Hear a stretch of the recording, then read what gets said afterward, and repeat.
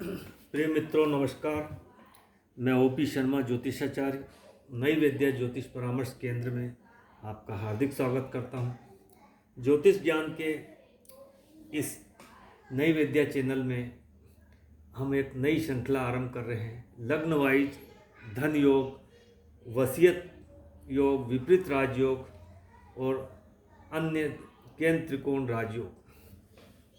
तो मेष लग्न में हम धन योग कैसे देखें, तो इसके लिए हम सबसे पहले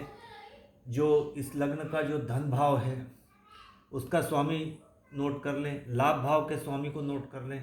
पंचम भाव के स्वामी को नोट कर लें और भाग्य भाव के स्वामी को नोट कर लें। तो यहाँ धन भाव का स्वामी शुक्र होता है, लाभ भाव का स्वामी जो है वो शनि होता है, और पंचम भाव का स्वामी जो सूर्य एवं नवम भाव भाग्य भाव का स्वामी गुरु होता है। अब यहाँ शुक्र, शनि, सूर्य, गुरु, इन चार ग्रहों का आपस में दृष्टि संबंध या युति संबंध यदि धन भाव में, लाभ भाव में या केंद्र त्रिकोण में हो तो ये एक धन योग बन जाता है। अब इस कुंडली में, मेष लग्न की कुंडली में यदि शुक्र धन भाव में हो या पंचम भाव में हो या नवम भाव में हो या लाभ भाव में बैठा हो तो यह धन योग है। इसी प्रकार शनि यदि धन भाव में, लाभ भाव में, भाग्य भाव में या धन भाव में, पंचम भाव में, भाग्य भाव में, लाभ भाव में हो तो यह भी एक धन योग होता है। इसके अलावा सूर्य यदि अपने स्वयं की राशि पंचम भाव में हो या भाग्य भाव में हो या लाभ भाव में हो या धन भाव में हो तो यह भी धन योग होता है। इसी प्रकार जो गुरु है अपने भाग्य भाव, अपने स्वराशि में भाग्य भाव में हो या लाभ भाव में हो या धन भाव में हो या पंचम भाव में हो तो यह भी एक धन योग होता है। इसके अलावा जो लाभ भाव का स्वामी है शनि, वह यदि धन भाव में बैठ जाए और धन भाव का स्वामी जो शुक्र है वो लाभ भाव में बैठ जाए, अर्थात आपस में धन भाव और लाभ भाव में यदि राशि परिवर्तन हो जाता है तो यह एक बहुत बड़ा धन योग होता है। मित्रों, इन चारों ग्रहों में यदि आपस में राशि परिवर्तन हो, दृष्टि संबंध हो या युति संबंध भी हो, केंद्र में, त्रिकोण में या धन भाव में, लाभ भाव में, तो यह एक धन योग है। इसके अलावा यहाँ पर जो आठवां भाव है वह अष्टम भाव जो है वसीयत से धन प्राप्ति का भाव है, ससुराल से धन प्राप्ति का योग है। यदि यहाँ का स्वामी मंगल यदि अष्टम भाव में भी हो तो भी हमें जातक को वसीयत से धन प्राप्त होता है या ससुराल से धन प्राप्त होता है। इसी प्रकार यह मंगल यदि पंचम भाव में बैठ जाए तो अपनी चौथी दृष्टि से इस भाव को देखेगा तो वसीयत से धन प्राप्त होगा। इसी प्रकार लग्न में बैठ जाएगा तो इसकी आठवीं दृष्टि यहाँ पड़ेगी तो यह भाव बली हो जाएगा और वसीयत से एवं ससुराल से उसको धन प्राप्त हो जाएगा। इसके अलावा धन भाव में भी बैठ जाए तो यहाँ से वो अपनी सातवीं दृष्टि से देखेगा तो उसको धन, वसीयत से धन एवं ससुराल से धन प्राप्त होगा। इसके अलावा जो मंगल है वो यदि यहाँ लाभ भाव में भी बैठेगा तब भी उसको वसीयत एवं ससुराल से धन प्राप्त होगा, और यदि ये मंगल यहाँ अष्टम भाव में भी होगा तब भी उसको वसीयत से धन प्राप्ति होगी। इसके अलावा यहाँ पर जो चंद्रमा है चतुर्थ भाव का स्वामी, वो यदि पंचम भाव में बैठ जाए और पंचम का स्वामी जो सूर्य है वो चतुर्थ में बैठ जाए तो ये केंद्र त्रिकोण का संबंध है, ये बहुत बड़ा धन योग होता है। इसके अलावा जो शनि है दशम भाव का स्वामी, वह नवम भाव में बैठ जाए और नवम का स्वामी गुरु यदि यहाँ दशम भाव में बैठ जाए और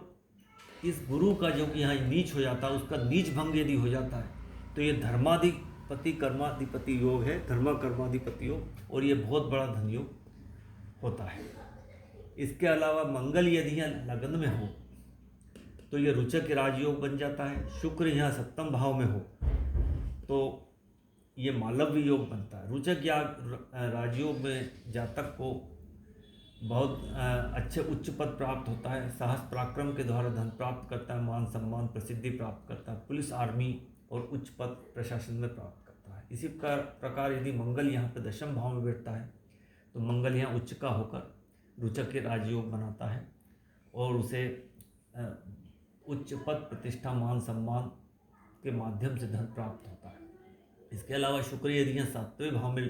बैठ जाता है तो मालव्य योग बनता है और उसे उसका जीवन बहुत ही लग्जरियस होता है, राजा के समान जीवन जीता है और वाहन और प्रॉपर्टी आदि का उसको सुख प्राप्त होता है। इसके बाद लक्ष्मी योग की बात करते हैं। अब लक्ष्मी योग में जो लग्नेश है, लगन और भाग्य भाव से बनता है लक्ष्मी योग।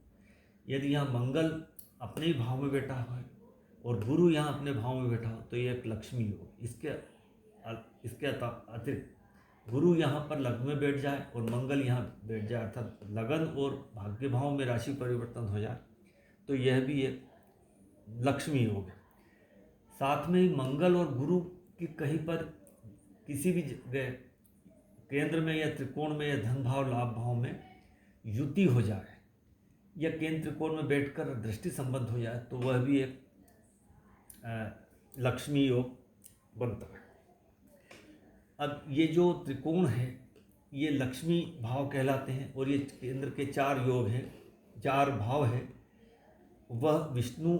भाव कहलाते हैं और दोनों का जब संबंध हो जाता है तो वो लक्ष्मी नारायण योग बन जाता है और उसमें जातक अगर ये योग बनता है तो जातक को भरपूर धन एवं लक्ष्मी की प्राप्ति होती है और वो धनवान होता है। अब हम बात करते हैं षष्ठम भाव में जो बुध है और अष्टम भाव का स्वामी मंगल और 12वें भाव का स्वामी गुरु यदि इन्हीं तीनों भाव में हो, अर्थात यदि बुध यहाँ पर षष्ठम भाव में हो या अष्टम भाव में या 12वें भाव में हो तो ये विपरीत राजयोग है। इसके अलावा मंगल यदि षष्ठम,